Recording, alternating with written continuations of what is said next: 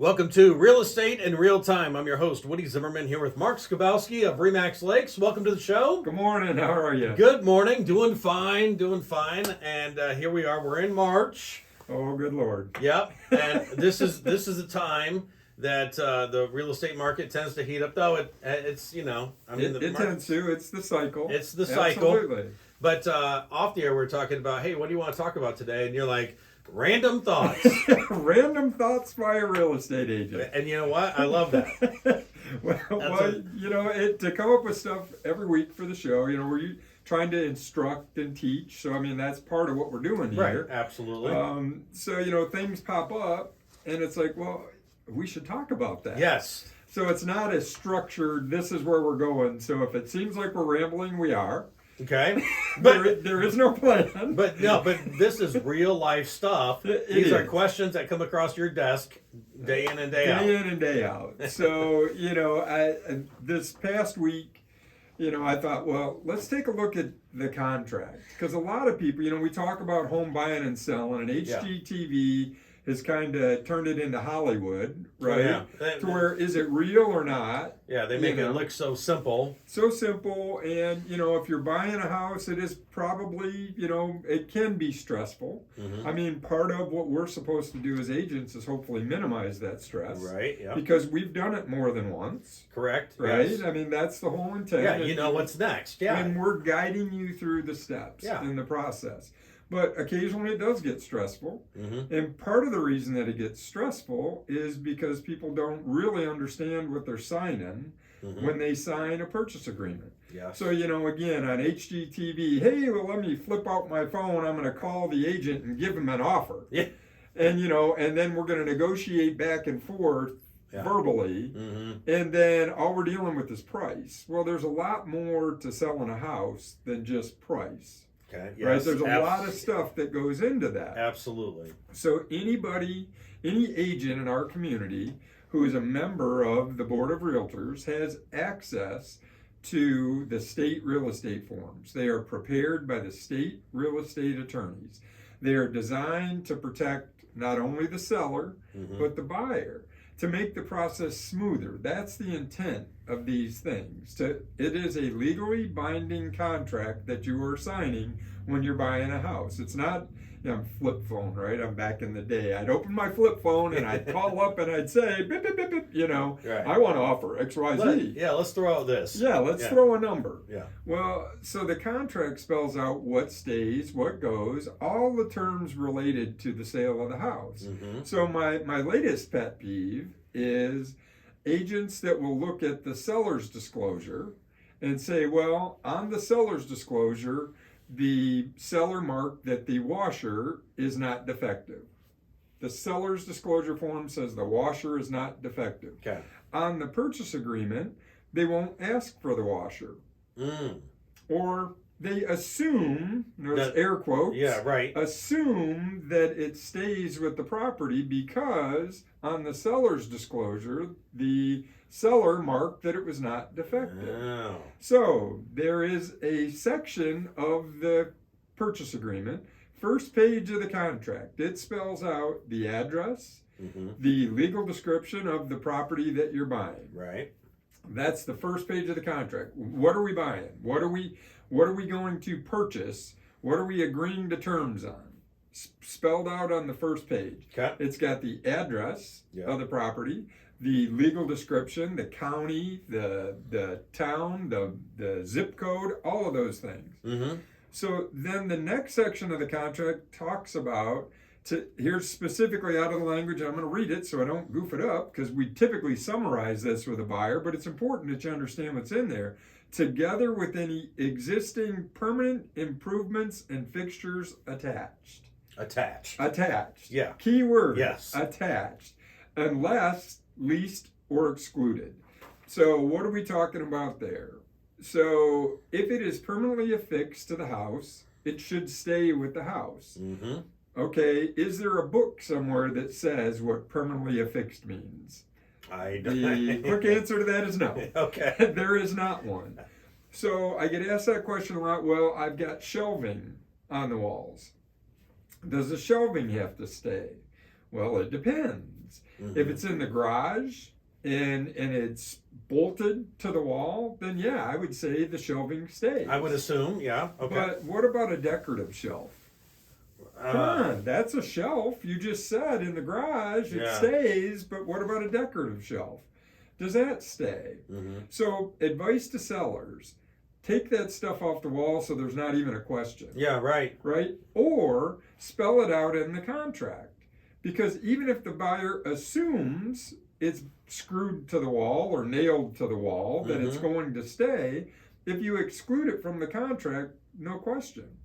So the Right. point is, if there's a question, don't assume, spell it out in the contract. Yeah, no, that makes sense. I mean, like drapes, Drapes, window treatments. Well, window treatments. Window treatments Yeah, better is a words. common term. Yeah, Okay. So in general, unless otherwise excluded or spelled out, the curtain rods, the hangers, all that stuff stays. Mhm. Blinds stay because they're screwed into the house. Correct. Yeah, But the curtains they're hanging. are hanging. They are not permanently affixed. So the Yeah. curtains do not stay. But that could be a lot of money. It can be a lot of money and there can be confusion. So spell it out specifically. And after the break, we'll talk about some other things that I've All run right. into, some other pet peeves. Here we go. All right, random thoughts from a real estate agent. You're listening to Real Estate in Real Time. We'll be right back. Welcome back. You're listening to Real Estate in Real Time. I'm your host, Woody Zimmerman, here with Mark Skabowski of Remax Lakes, and we're talking about some random thoughts from a real estate agent. These are things that you deal with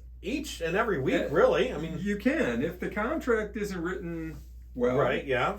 it can create chaos. And what's supposed to be a happy time for both buyer and seller in general, hey, we're selling our house, we're moving on to something else. Yeah. The buyer, hey, we're buying a house. It's amazing how it can get nasty and stressful right at the tail end. The buyer does the walkthrough and they walk into the house and there's big holes in the living room where the seller took off the flat screen TV bracket. Yeah. Right? Because think about what we've got now. You've got 80-inch TVs, in a living room. The holes that they put in drywall for those brackets are pretty big. Yeah, they're are pretty big to Yeah. support that weight. So in general, not just in general, those are permanently affixed. The brackets are supposed to stay. Mm-hmm. So I have actually gone to a walkthrough and the bracket's gone. And I'm there with the buyer and there's 4 massive half-inch holes in the drywall in the living room. Yeah. And okay, what do you want to do? What is the only recourse for the buyer at that point is to not close the transaction, right? I mean, if I want hey, this is supposed to happen. It's supposed to be there. It's not. What do we do? Well, I mean, we got our way through that. I called the listing agent. Oh, the seller didn't think about it. They had a moving company. The moving company took it out. It's buried in a trailer and they'll get it. Well, I told my buyer, guess what? It's buried in a trailer. It's on its way to South Carolina. Yeah. Right. We'll get you a bracket Yeah. to cover those holes up. I mean, I stepped in to handle that myself. No, I don't prefer to do that. And quite honestly, it should have been the listing agent or the seller doing it. Right. But do we want to close the transaction? Yeah, because what's our recourse? Not close. Yeah. I mean, that's the answer. Yeah. So sellers, if it's permanently affixed, leave it. Mm-hmm. Sellers, if you are getting ready to sell your house and you've got a question about a decorative shelf or something like that, take it down Mm-hmm. before the buyer sees it. Don't put a little sticker on it. Goes. What does that do? Is that in the contract? Yeah. Right. So no. what do you take a picture of that and attach it to the contract? Yeah. Bottom line, what am I saying? Spell it out in the contract. Well, okay, so for me, what this comes down to is having an experienced agent. Yes. Because the inexperienced agents, they're probably not going to pay as close attention to detail when it comes down to this stuff because you don't know what you don't know. Right. And so you need that experienced agent to map that out. I know in the house where we live, because I'm thinking about what is affixed, what is not, and so forth. And there was in the kitchen we've got our kitchen cabinets. So obviously, they're attached. Right, yes. Okay, Those should but, stay. Yeah, those should stay. But then there was this other cabinet. There's this other cabinet that is a different color. It's like a decorative cabinet. And but it's large, it's pretty big. And when the seller said that she was taking that, I'm like, oh, really? Oh, I thought it stayed. yeah. It's like, well, all right, we're getting it for a pretty good deal anyway. So I'm like, okay, I'll just figure something out. Right. And then on the last day, she said, well, you know what?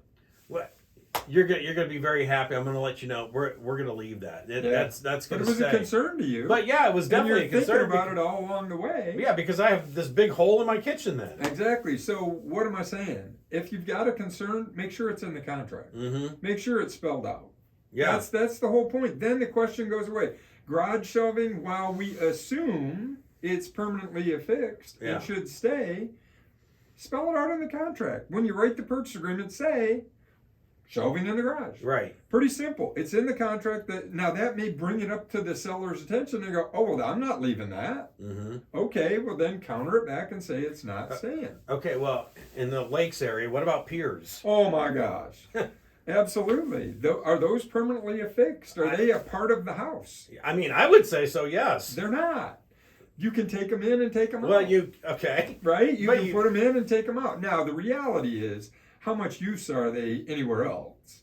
If they're socketed, I mean, Yeah. we can have a whole discussion on piers Right. installation, but if they are socketed, that it's unlikely that you're going to be able to take that pier anywhere else. Mm-hmm. But you can sell those sections, you can sell the hardware. Mm-hmm. It doesn't necessarily have to go with the house. And everybody assumes Yeah, they right. stay, Yeah.